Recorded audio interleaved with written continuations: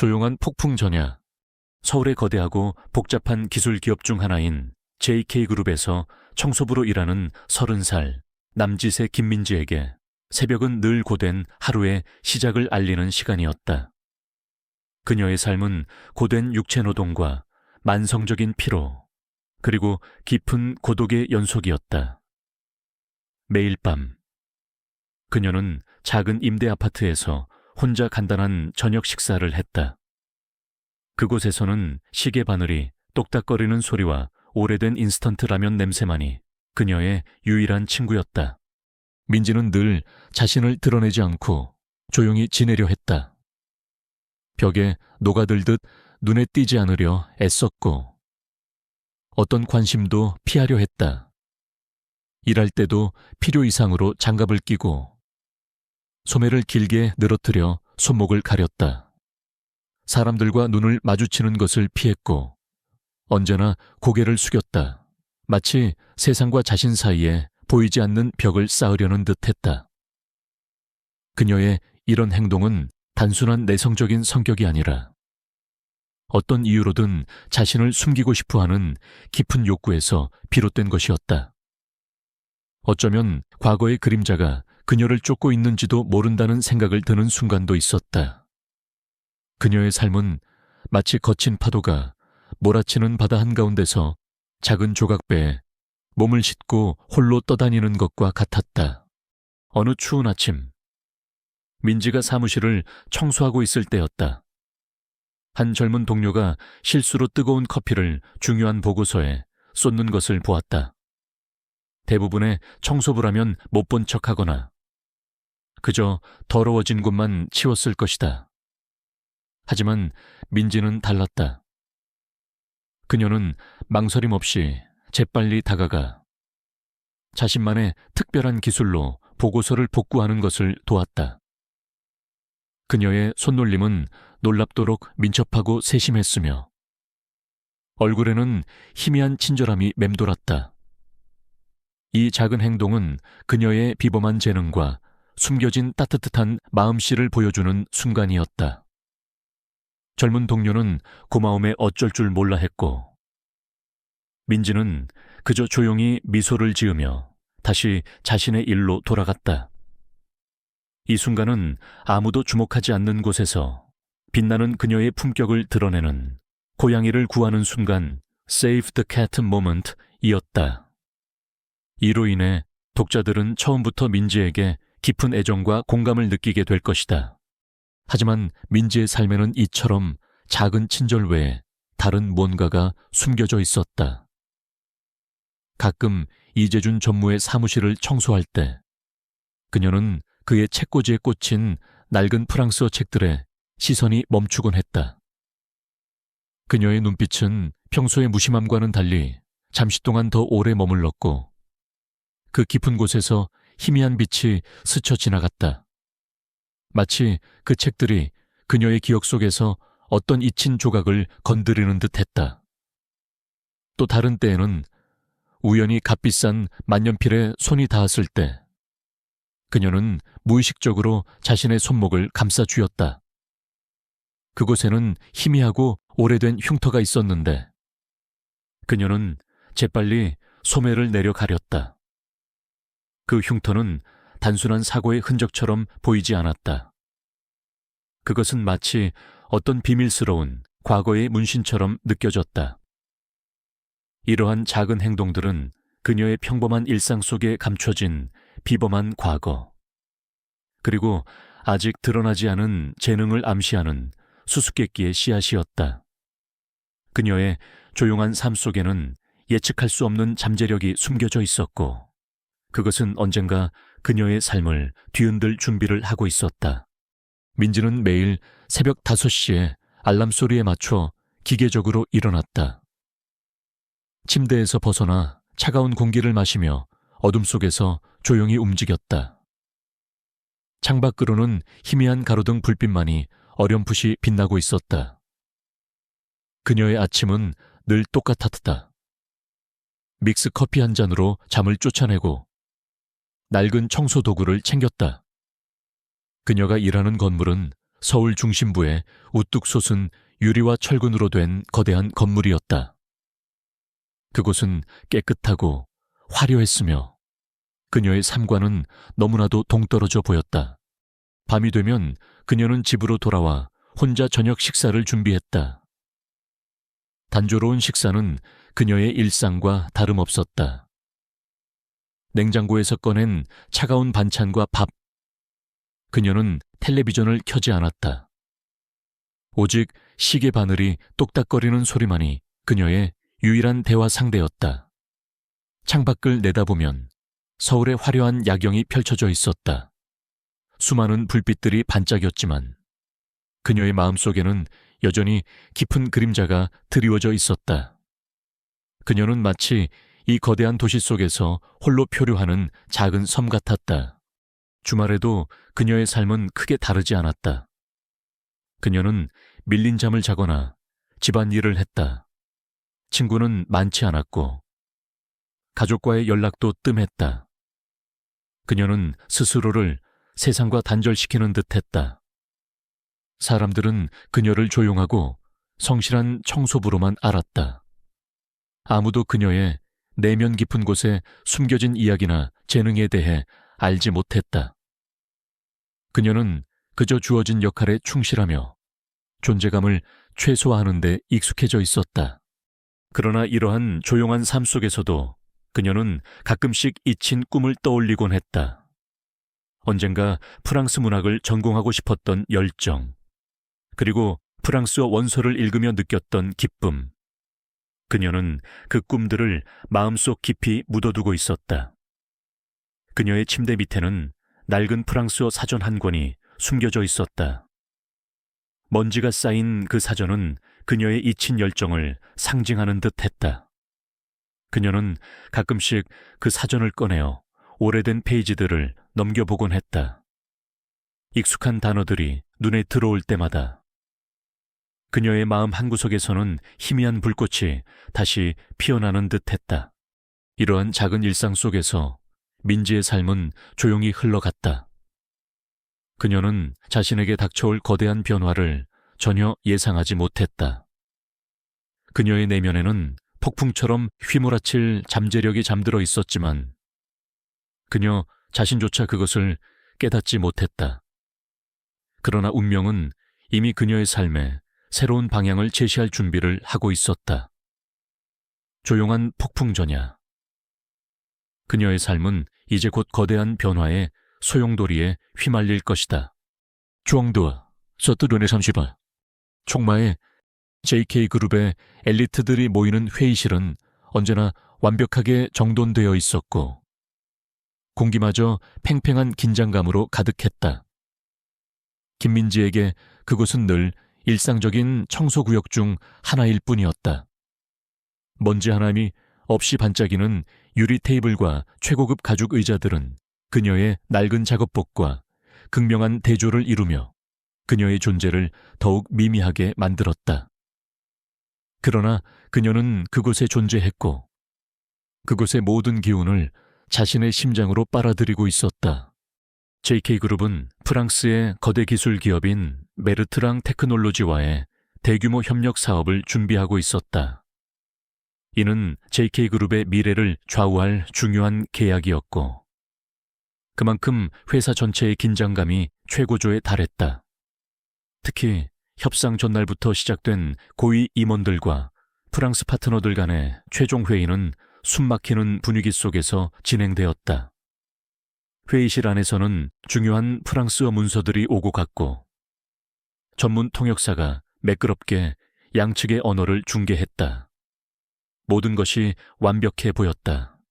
그러나 운명은 예측할 수 없는 방향으로 움직였다. 회의 당일 아침, 민지는 평소처럼 회의실을 청소하고 있었다.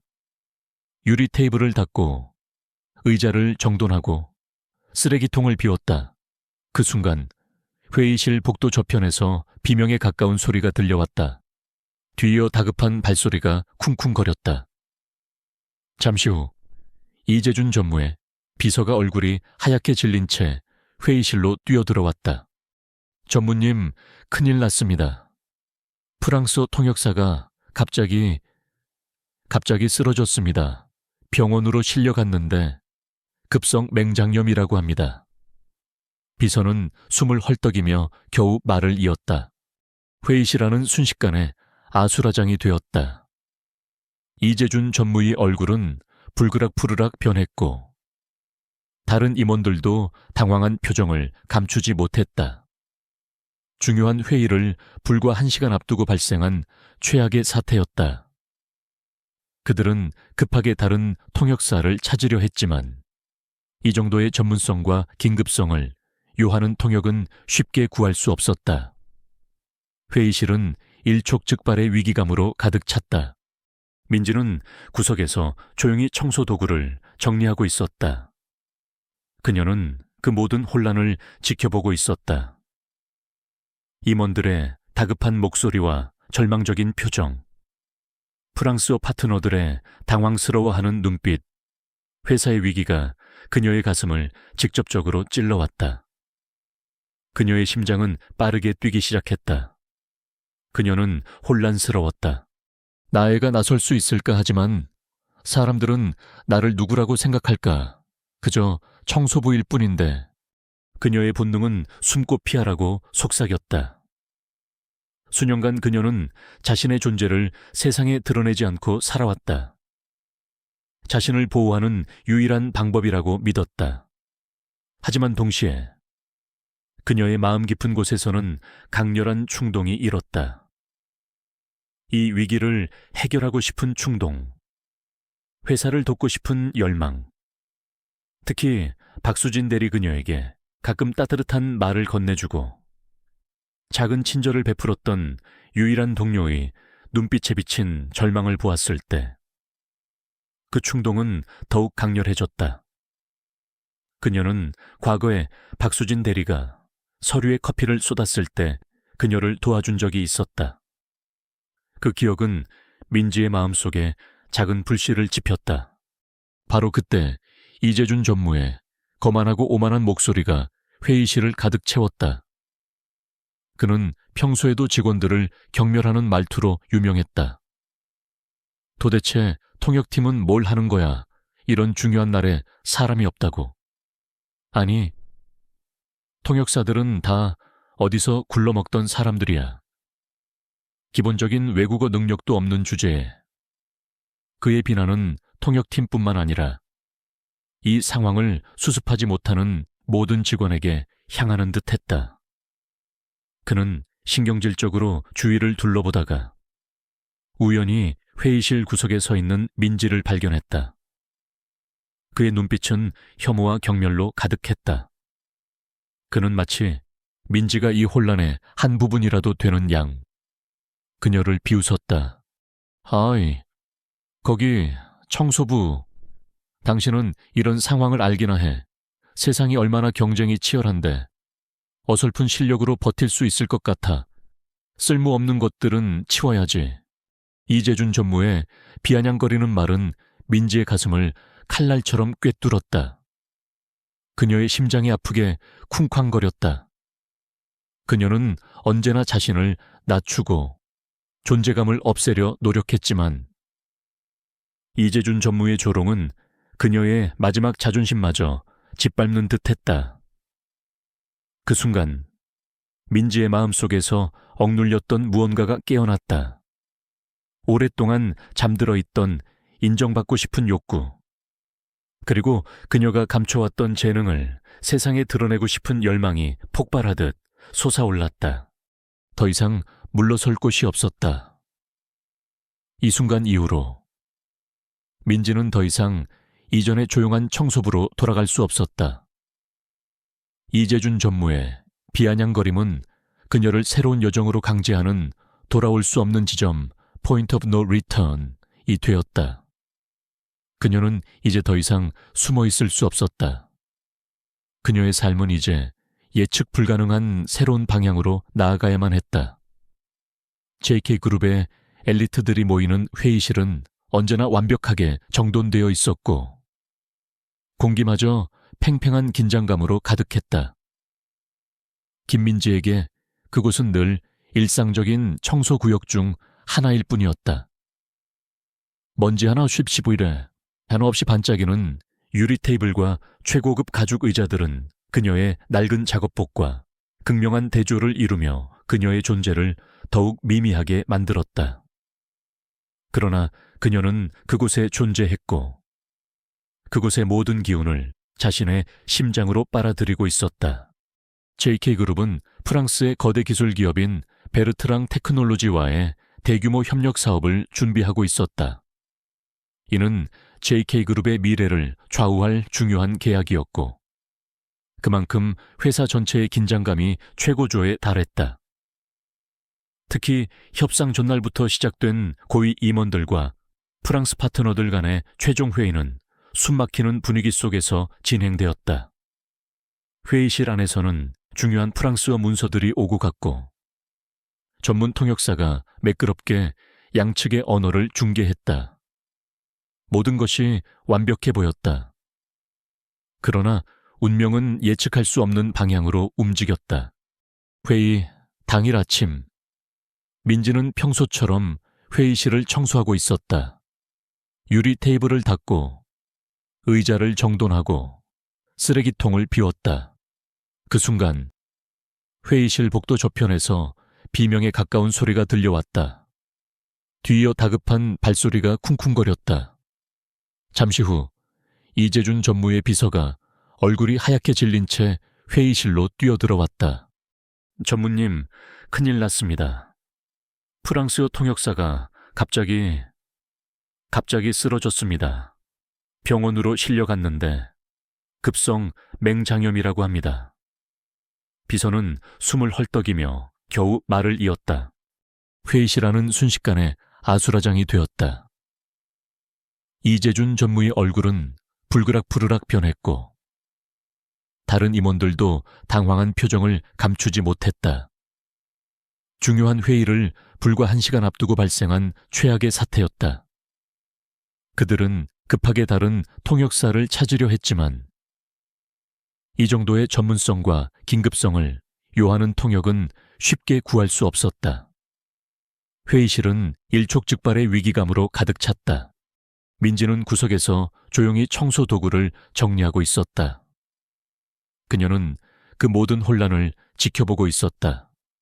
임원들의 다급한 목소리와 절망적인 표정, 프랑스어 파트너들의 당황스러워하는 눈빛, 회사의 위기가 그녀의 가슴을 직접적으로 찔러왔다.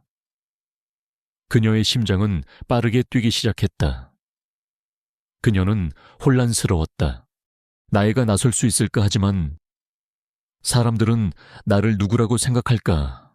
그저 청소부일 뿐인데 그녀의 본능은 숨고 피하라고 속삭였다. 수년간 그녀는 자신의 존재를 세상에 드러내지 않고 살아왔다. 자신을 보호하는 유일한 방법이라고 믿었다. 하지만 동시에 그녀의 마음 깊은 곳에서는 강렬한 충동이 일었다. 이 위기를 해결하고 싶은 충동, 회사를 돕고 싶은 열망, 특히 박수진 대리 그녀에게 가끔 따뜻한 말을 건네주고 작은 친절을 베풀었던 유일한 동료의 눈빛에 비친 절망을 보았을 때 그 충동은 더욱 강렬해졌다. 그녀는 과거에 박수진 대리가 서류에 커피를 쏟았을 때 그녀를 도와준 적이 있었다. 그 기억은 민지의 마음속에 작은 불씨를 지폈다. 바로 그때 이재준 전무의 거만하고 오만한 목소리가 회의실을 가득 채웠다. 그는 평소에도 직원들을 경멸하는 말투로 유명했다. 도대체 통역팀은 뭘 하는 거야? 이런 중요한 날에 사람이 없다고. 아니, 통역사들은 다 어디서 굴러먹던 사람들이야. 기본적인 외국어 능력도 없는 주제에 그의 비난은 통역팀뿐만 아니라 이 상황을 수습하지 못하는 모든 직원에게 향하는 듯했다. 그는 신경질적으로 주위를 둘러보다가 우연히 회의실 구석에 서 있는 민지를 발견했다. 그의 눈빛은 혐오와 경멸로 가득했다. 그는 마치 민지가 이 혼란의 한 부분이라도 되는 양 그녀를 비웃었다. 어이, 거기 청소부. 당신은 이런 상황을 알기나 해. 세상이 얼마나 경쟁이 치열한데 어설픈 실력으로 버틸 수 있을 것 같아. 쓸모없는 것들은 치워야지. 이재준 전무의 비아냥거리는 말은 민지의 가슴을 칼날처럼 꿰뚫었다. 그녀의 심장이 아프게 쿵쾅거렸다. 그녀는 언제나 자신을 낮추고 존재감을 없애려 노력했지만 이재준 전무의 조롱은 그녀의 마지막 자존심마저 짓밟는 듯 했다. 그 순간 민지의 마음속에서 억눌렸던 무언가가 깨어났다. 오랫동안 잠들어 있던 인정받고 싶은 욕구, 그리고 그녀가 감춰왔던 재능을 세상에 드러내고 싶은 열망이 폭발하듯 솟아올랐다. 더 이상 물러설 곳이 없었다. 이 순간 이후로 민지는 더 이상 이전의 조용한 청소부로 돌아갈 수 없었다. 이재준 전무의 비아냥거림은 그녀를 새로운 여정으로 강제하는 돌아올 수 없는 지점 Point of No Return이 되었다. 그녀는 이제 더 이상 숨어 있을 수 없었다.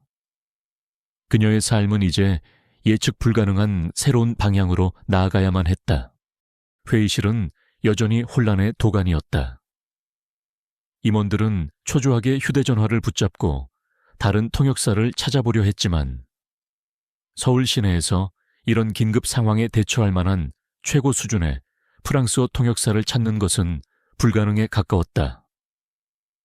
프랑스 파트너들은 통역사가 없다는 사실에 당황스러워하며 서로 프랑스어로 불평을 쏟아내기 시작했다. 그들의 목소리에는 실망감과 불신이 섞여 있었다. 민지는 이재준 전무의 냉소적인 말을 듣고 심장이 아프게 울렸다. 그녀의 손은 무의식적으로 주먹을 쥐었다. 그 비난은 단순한 모욕이 아니었다. 그것은 그녀가 수년간 숨겨왔던 자아를 건드리는 칼날 같았다. 그녀의 눈빛은 잠시 흔들렸지만 이내 강렬한 결심으로 빛났다. 그녀는 더 이상 숨을 수 없었다. 그녀의 몸 안에서 오랫동안 잠들어 있던 무언가가 깨어나고 있었다. 그 순간 박수진 대리는 민지의 눈빛에 비친 미묘한 변화를 포착했다. 민지가 프랑스어 대화를 들을 때마다 그녀의 눈동자에 스쳐 지나가는 희미한 빛, 그리고 그 빛이 이재준 전무의 비아냥거림을 들었을 때 더욱 선명해진 것을 보았다. 박 대리는 직감적으로 민지에게 무언가가 있음을 느꼈다. 그녀는 평소 민지가 보여주던 조용하고 성실한 모습 뒤에 숨겨진 깊이를 어렴풋이 짐작하고 있었다. 민지 씨, 혹시 프랑스어 좀 아세요? 박 대리는 조심스럽게 거의 속삭이듯 프랑스어로 물었다. 그녀는 민지에게 프랑스어로 된 회의 자료를 건네주었다. 그 자료는 복잡한 기술 용어로 가득했다. 민지는 깜짝 놀라 고개를 들었다. 박 대리의 눈에는 간절함과 희망이 담겨 있었다.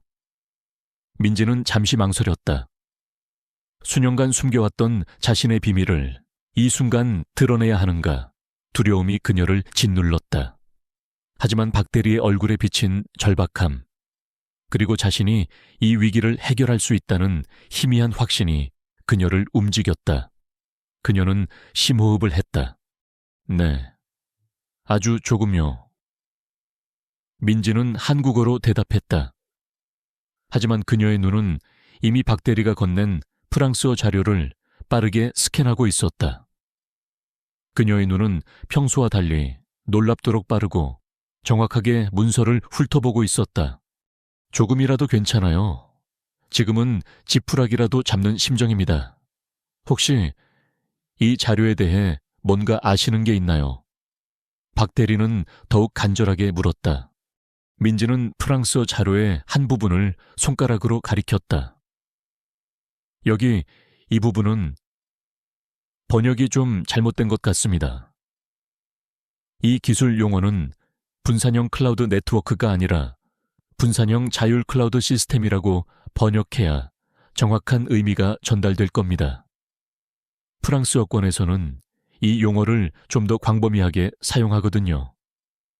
민지는 유창한 프랑스어로 설명했고, 발음은 놀랍도록 정확하고 자연스러웠다. 그녀의 목소리는 평소보다 또렷하고 자신감이 넘쳤다. 그녀의 입에서 흘러나오는 프랑스어는 마치 아름다운 선율처럼 들렸다. 회의실 안의 모든 시선이 민지에게로 향했다. 임원들은 민지의 유창한 프랑스어에 놀라 입을 다물지 못했다. 박수진 대리의 얼굴은 경악과 희열로 물들었다. 그녀의 직감이 옳았다. 이재준 전무는 눈을 크게 뜨고 민지를 쳐다보았다. 그의 얼굴에는 당황스러움과 함께 미묘한 불쾌감이 스쳐 지나갔다. 프랑스 파트너들은 민지의 말을 듣고 서로 놀란 눈빛을 교환하며 고개를 끄덕였다. 그녀의 발음과 억양은 마치 프랑스 현지인과 다름없었다. 방금 뭐라고 한 겁니까? 이재준 전무는 믿을 수 없다는 듯 민지에게 쏘아붙였다. 당신이 어떻게 프랑스어를, 그것도 전문 용어를 그렇게 정확하게... 민지는 더 이상 숨지 않았다. 그녀는 침착하게 이재준 전무를 똑바로 바라보았다. 저는 과거에 프랑스 문학을 전공했고 프랑스에서 잠시 거주했습니다. 기술 용어는 제가 개인적으로 학습한 부분입니다. 지금 통역사가 부재한 상황에서 제가 잠시나마 도움을 드릴 수 있다면 영광입니다. 그녀는 더 이상 주저하지 않았다. 그녀는 어쩔 수 없는 상황에서 자신의 재능을 드러내야만 했다. 그녀에게는 이 위기를 해결할 유일한 선택이었다. 그 순간 회의실은 민지의 무대에 되었다.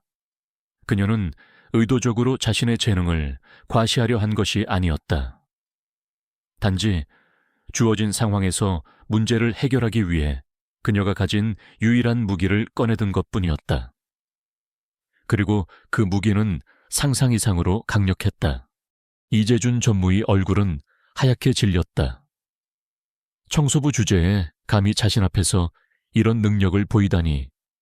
그의 권위와 오만이 위협받는 순간이었다.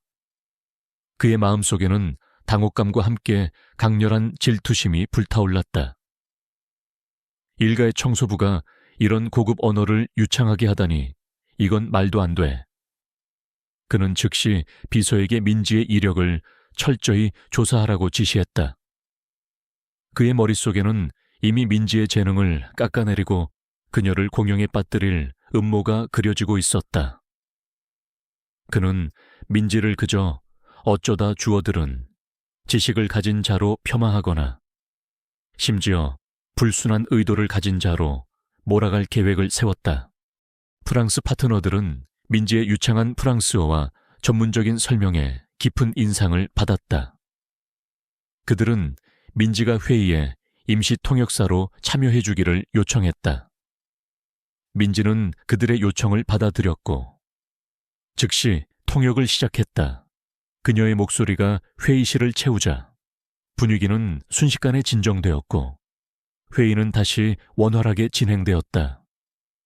그녀의 통역은 단순히 언어를 전달하는 것을 넘어 양측의 미묘한 문화적 차이와 감정까지 섬세하게 포착하여 전달했다. 이재준 전무는 겉으로는 아무렇지 않은 척했지만 속으로는 불안감에 휩싸였다. 민지의 재능은 예상보다 훨씬 뛰어났고 이는 그의 계획에 예상치 못한 변수가 되었다. 그는 민지의 존재 자체가 자신의 명성을 위협한다고 생각했다. 새로운 비밀이 민지와 이재준 전무 그리고 박 대리 사이에 형성되었다. 이 비밀은 앞으로의 갈등을 심화시키는 불씨가 될 것이었다. 민지의 유창한 프랑스어 통역은 JK그룹과 베르트랑 테크놀로지 사이의 초기 회의를 성공적으로 이끌었다. 프랑스 파트너들은 민지의 뛰어난 언어 능력과 전문 지식에 깊은 인상을 받았고 그녀가 통역사의 부재로 생긴 공백을 완벽하게 메웠다고 칭찬했다. 그들은 민지를 진정한 프랑스 문화의 이해자이자 두 회사 간의 다리라고까지 표현하며 최종 계약을 위한 중요한 회의에서 민지가 공식적인 통역사 역할을 맡아줄 것을 직접 요청했다.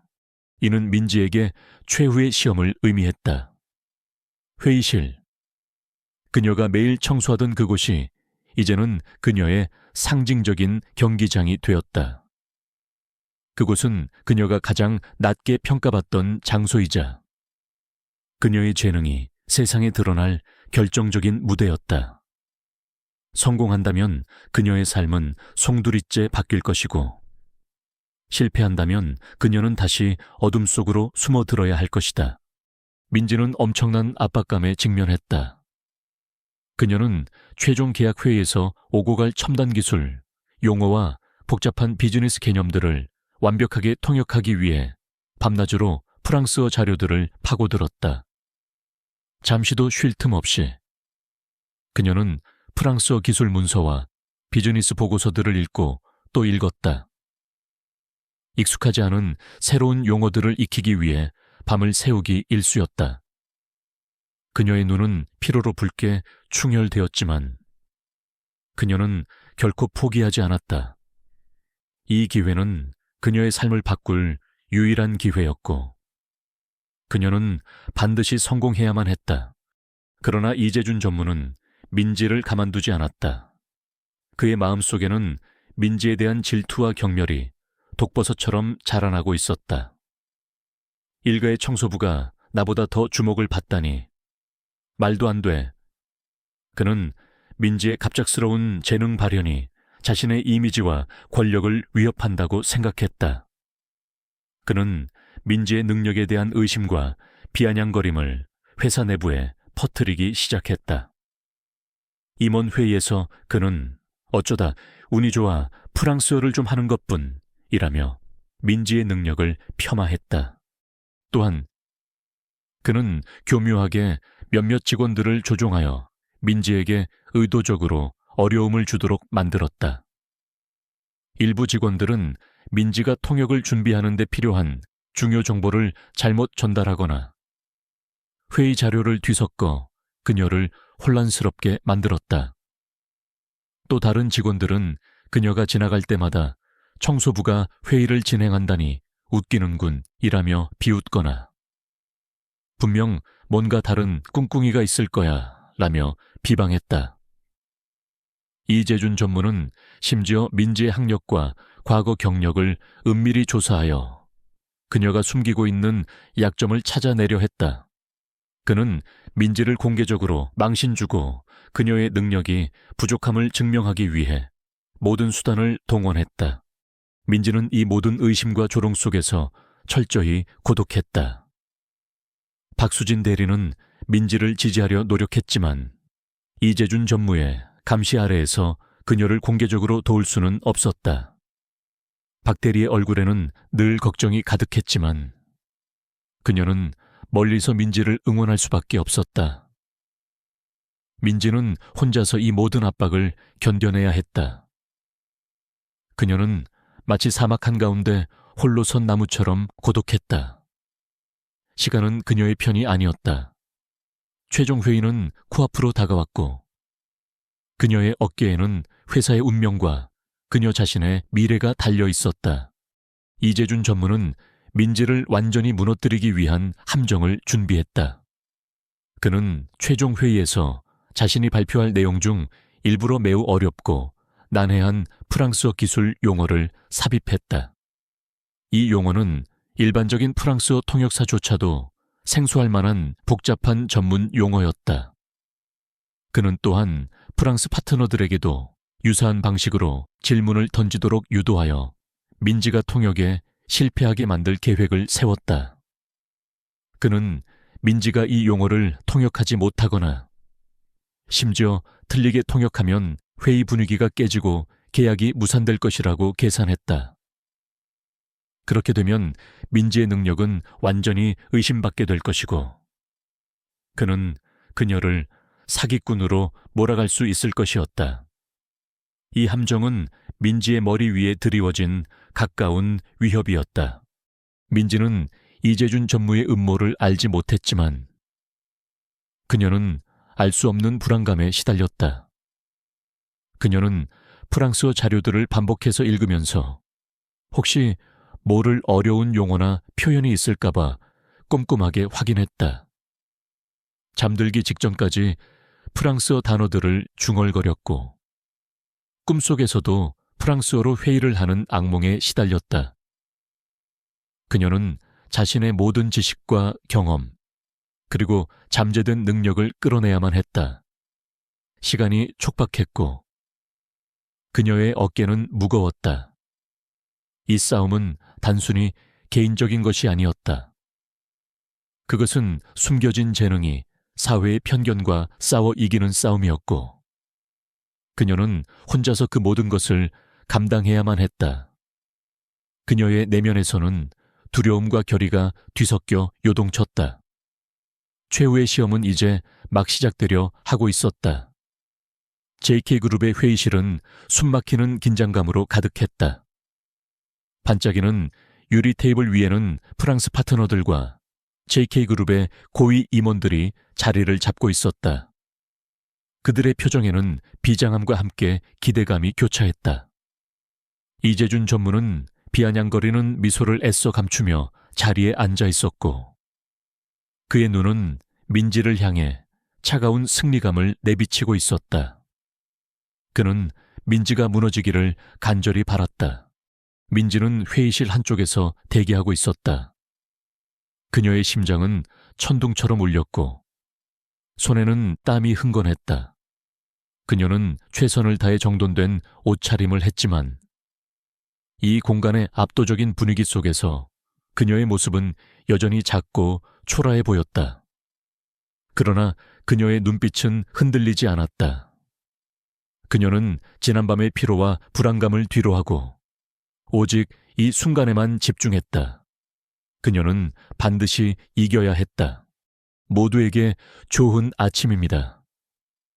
민지의 목소리는 처음에는 미미하게 떨렸지만 이내 확신에 찬 어조로 회의실을 채웠다. 저는 김민지입니다.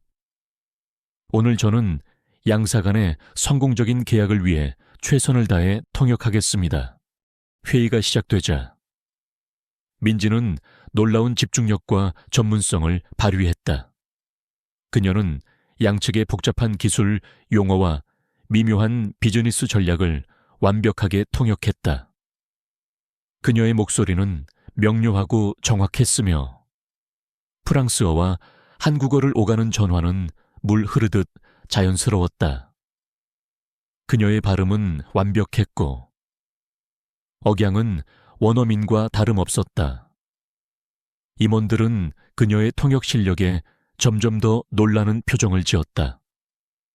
프랑스 파트너들 역시 그녀의 통역에 만족하며 고개를 끄덕였다. 이재준 전무는 겉으로는 무표정했지만 속으로는 불안감과 질투심이 뒤섞여 심장이 격렬하게 뛰었다. 민지의 통역이 예상보다 훨씬 완벽했기 때문이었다. 절정의 순간은 이재준 전무의 발표 차례에 찾아왔다. 그는 만족스러운 미소를 지으며 미리 준비한 함정을 꺼냈다. 그는 자신의 발표 내용 중 매우 난해하고 복잡한 프랑스어 기술 용어를 교묘하게 삽입하여 질문했다. 이 용어는 관련 분야의 전문가조차도 쉽게 이해하기 어려운 것이었다. 자, 이제 이 부분에 대해 민지 씨가 정확하게 통역해 주시겠습니까? 이재준 전무는 비아냥거리는 웃음을 흘리며 민지를 똑바로 쳐다보았다. 그의 눈빛은 승리에 대한 확신으로 가득했다. 회의실의 모든 시선이 민지에게로 향했다. 모두가 숨을 죽였다. 민지는 잠시 멈칫했다. 그녀의 눈빛에 아주 미세한 망설임이 스쳤다. 이재준 전무는 그 순간을 놓치지 않고 승리의 미소를 지었다. 이제 끝이다. 저 청소부는 한계에 부딪혔어. 그는 민지가 실패할 것이라고 확신했다. 모두가 민지가 이 함정에 빠졌다고 생각하는 숨막히는 순간, bated breath moment이었다. 그러나 민지는 흔들리지 않았다. 그녀의 눈빛은 이내 날카로운 통찰력으로 빛났다. 그녀는 이재준 전무의 함정을 간파했다. 이 순간은 그녀의 모든 재능과 지혜, 그리고 강인한 정신력을 총동원해야 하는 순간이었다. 그녀는 심호흡을 했다. 전무님께서 방금 말씀하신 그 기술 용어는 양자 역학 기반의 분산형 네트워크 프로토콜 최적화를 의미합니다. 하지만 전무님께서 사용하신 프랑스어 표현에는 미세한 문법적 오류가 있습니다. 이 용어는 프랑스어권에서는 주로 분산형 양자 컴퓨팅, 아키텍처의 프로토콜 정교화라는 뉘앙스로 사용됩니다. 민지는 이재준 전무의 질문을 완벽하게 통역했을 뿐만 아니라 그가 사용한 프랑스어 표현에 미묘한 오류까지 정확하게 지적했다. 그녀는 여기서 멈추지 않았다. 이 용어는 프랑스 현대 철학의 흐름과도 밀접한 관련이 있습니다. 특히 들레즈의 분산형 사유체계 개념에서 파생된 것으로 이는 단순히 기술적인 의미를 넘어선 인문학적 깊이를 지니고 있습니다. 따라서 이 개념을 이해하기 위해서는 프랑스 여권의 문화적 배경과 학술적 흐름에 대한 심층적인 이해가 필요합니다. 민지의 답변은 단순한 통역을 넘어섰다. 그녀는 이재준 전무의 질문에 담긴 함정을 폭로했을 뿐만 아니라 자신의 심오한 프랑스어 지식, 기술 전문성, 그리고 인문학적 통찰력까지 동시에 드러냈다. 그녀의 유창한 프랑스어와 날카로운 분석은 회의실 안의 모든 사람들을 경악하게 만들었다. 그녀의 놀라운 반전 스펙타큘러 리버설이었다. 회의실 안은 침묵에 휩싸였다. 임원들은 민지의 대답에 충격을 받아 얼어붙은 듯 했다. 그들의 얼굴은 처음에 의심과 냉소로 가득했지만 이내 경악과 감탄으로 물들었다. 이재준 전무는 얼굴이 새파랗게 질렸고 입을 다문 채 아무 말도 하지 못했다. 그의 오만했던 미소는 사라지고 대신 치욕감이 가득했다. 프랑스 파트너들은 민지의 완벽한 통역과 심오한 지식에 감탄하며 자리에서 일어나 뜨거운 박수를 보냈다. 그들의 박수는 회의실을 가득 채웠고 다른 임원들도 하나둘씩 박수를 치기 시작했다. 민지의 명예는 완벽하게 회복되었다. 그녀의 승리는 단순히 개인적인 성공이 아니었다. 그것은 편견과 오만에 맞서 싸워 이긴 용기 있는 자의 승리였고 사회 전체의 인정을 의미했다. 그녀의 재능은 이제 누구도 부정할 수 없는 진실이 되었다. 이재준 전무의 얼굴은 수치심으로 일그러졌고 그는 더 이상 회의실의 중심이 아니었다. 민지, 일가의 청소부였던 그녀가 이제는 모두의 존경을 받는 주인공이 되었다. 절정의 순간, 그녀는 자신의 빛을 발하며 모든 편견을 깨부수었다. 회의실에 울려 퍼지던 박수 소리는 점차 잦아들었지만 그 여우는 민지의 삶을 영원히 바꿔놓을 터였다. 이재준 전무는 치욕감에 얼굴이 일그러진 채 회의실을 빠져나갔고 그의 뒤에는 패배에 짙은 그림자만이 남았다. 그의 명성과 권위는 한순간에 무너져 내렸다. 언론은 JK그룹 내부의 불미스러운 사건과 이재준 전무의 부도덕한 행위를 대서특필했다. 그에 대한 내부 조사가 즉시 시작되었고 이재준 전무는 직원들을 조종하고 회사의 이익을 저해하려 한 혐의로 결국 전무직위에서 해임되었다. 그의 명성은 땅에 떨어졌고 사회적으로도 비난의 대상이 되어 모든 권력을 잃고 홀로 남겨졌다. 그의 오만함과 질투심은 결국 스스로를 파멸로 이끈 독이 되었다. 한편 민지에게는 새로운 기회가 찾아왔다. 회의가 끝난 직후 JK그룹의 회장과 임원들은 민지를 회장실로 불러들였다. 그들은 민지의 뛰어난 능력과 용기에 깊은 감동을 표했다. 특히 회장은 민지가 보여준 지식과 통찰력에 대해 극찬하며 그녀에게 파격적인 제안을 했다. 김민지 씨, 당신은 우리 JK그룹에 꼭 필요한 인재입니다.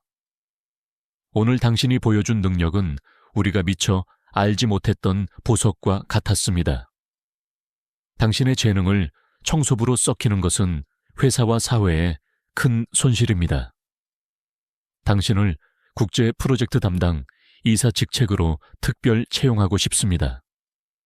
최고 수준의 연봉과 모든 지원을 아끼지 않겠습니다. 회장의 목소리에는 진심 어린 존경심이 담겨 있었다. 민지는 얼떨떨했다. 그녀는 자신이 지금 꿈을 꾸고 있는 것인지 현실인지 분간하기 어려웠다. 고된 육체노동과 낮은 임금, 그리고 사회적 편견 속에서 살아왔던 그녀에게 이 제안은 상상조차 할 수 없는 일이었다. 그녀의 눈에는 뜨거운 눈물이 고였다. 그녀는 고개를 끄덕였다. 그녀의 인생이 송두리째 바뀌는 순간이었다. 민지는 이제 국제 프로젝트 담당 이사로서 JK그룹의 주요 국제 협상과 프로젝트를 총괄하게 되었다. 그녀는 더 이상 낡은 작업복을 입지 않았다. 세련된 정장을 입고 국제회의에 참석하며 유창한 프랑스 르쇼로 세계적인 기업들과 소통했다. 그녀의 탁월한 언어 능력과 날카로운 비즈니스 감각은 회사의 주요 계약들을 성공적으로 이끌었고, 그녀는 동료들과 임원들로부터 절대적인 존경을 받았다. 그녀는 단순히 돈을 많이 버는 것을 넘어 자신의 재능을 마음껏 펼치고 오랫동안 묻어두었던 꿈을 실현할 수 있는 기회를 얻었다. 이재준 전무의 조종으로 민지를 의심하고 비난했던 몇몇 직원들은 민지의 파격적인 승진 소식과 이재준 전무의 몰락을 보고 큰 충격을 받았다. 특히 박수진 대리는 민지를 찾아와 진심으로 사과했다. 민지 씨, 죄송합니다. 제가 그때 당신의 능력을 의심하고 제대로 도와드리지 못했습니다. 정말 어리석었습니다. 박 대리의 눈에는 후회와 함께 진심 어린 존경심이 담겨 있었다. 민지는 따뜻하게 그녀의 손을 잡았다. 괜찮아요. 박 대리님, 저는 당신의 마음을 알고 있습니다. 박 대리는 민지의 가장 열렬한 지지자가 되었고, 그녀의 업무에 항상 적극적으로 협력하며 민지의 든든한 오른팔이 되었다. 박 대리는 민지에게 회사 내부의 정보와 분위기를 전달해주며 민지가 새로운 환경에 적응하는 데 큰 도움을 주었다. 새로운 삶 속에서 민지는 박수진 대리와 종종 깊은 대화를 나누곤 했다. 어느 날 저녁, 둘은 회사 근처의 조용한 카페에 앉아 차를 마시고 있었다. 민지 씨, 아직도 그날이 생생해요. 전무님이 당신을 그렇게 무시했는데 당신이 프랑스어로 유창하게 대답했을 때 정말이지 소름이 돋았어요. 박 대리가 감탄하며 말했다. 민지는 따뜻한 미소를 지었다. 그때는 정말이지 앞이 캄캄했죠. 하지만 전무님의 비난이 저를 움직이게 한 것 같아요. 더 이상 숨을 수 없다는 생각이 들었어요. 당신이 그렇게 대단한 능력을 가지고 있다는 것을 누가 상상이나 했겠어요. 왜 그렇게 오랫동안 숨어 지냈던 거예요?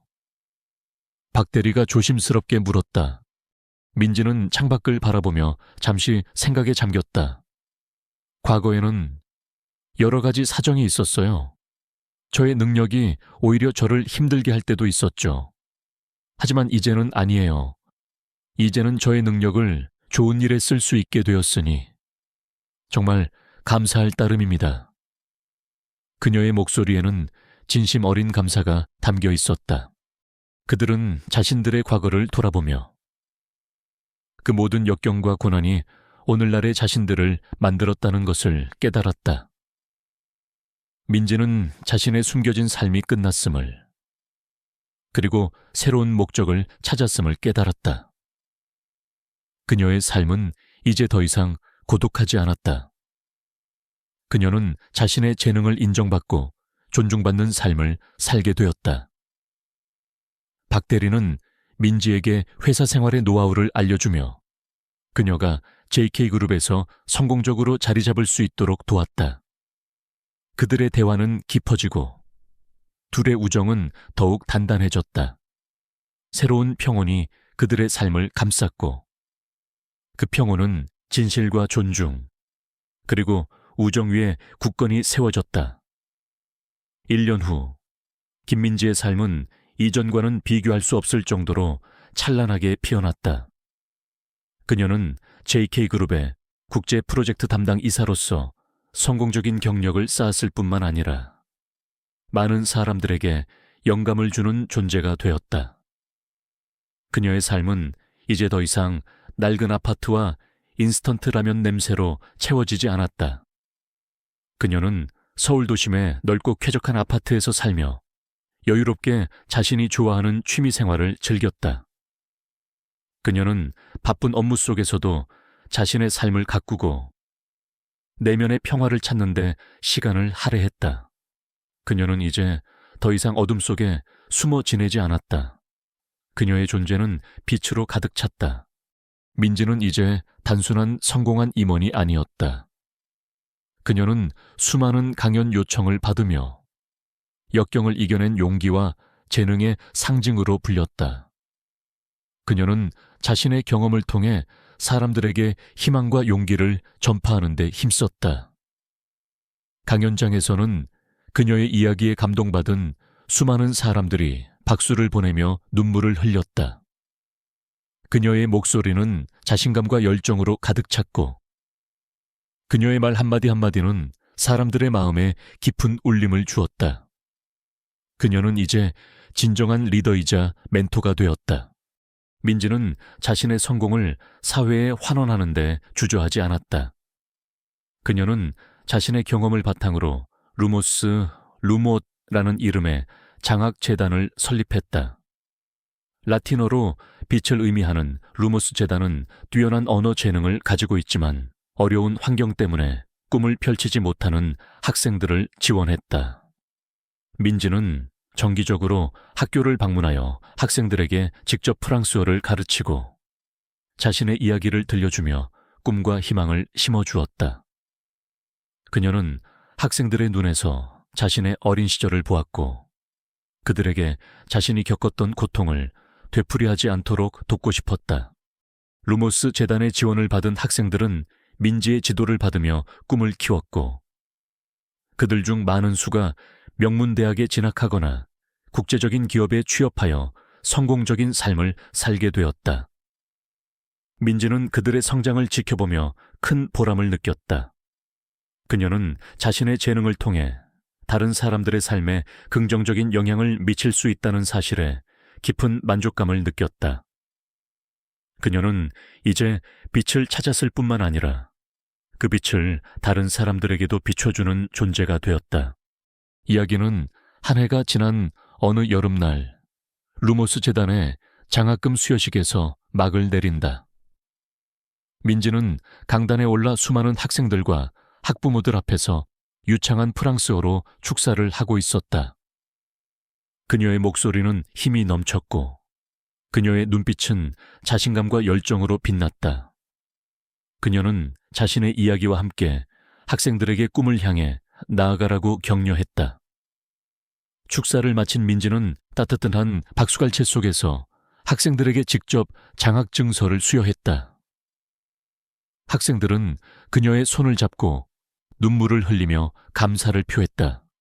수여식을 마친 민지는 강단 뒤편에 창가에 서서 멀리 보이는 서울의 스카이라인을 바라보았다. 그녀의 손에는 늘 가지고 다니던 값비싼 만년필이 들려 있었다. 그녀는 무심코 만년필에 금빛 펜촉을 어루만졌다. 그리고 그녀의 눈은 자연스럽게 자신의 손목으로 향했다. 그곳에는 희미하게 남아있는 오래된 흉터가 있었다. 과거의 아픔과 고난을 상징하는 흉터. 하지만 이제 그 흉터는 더 이상 그녀를 괴롭히지 않았다. 그것은 그녀가 얼마나 멀리 왔는지를 보여주는 상징이자 그녀의 강인함과 회복력을 증명하는 훈장이었다. 그녀의 입계는 만족스러운 미소가 번졌다. 그녀는 자신의 빛을 찾았고 이제 그 빛으로 세상을 밝히고 있었다. 그녀의 삶은 제2의 봄을 맞이했으며 그 봄은 영원히 지속될 것이었다.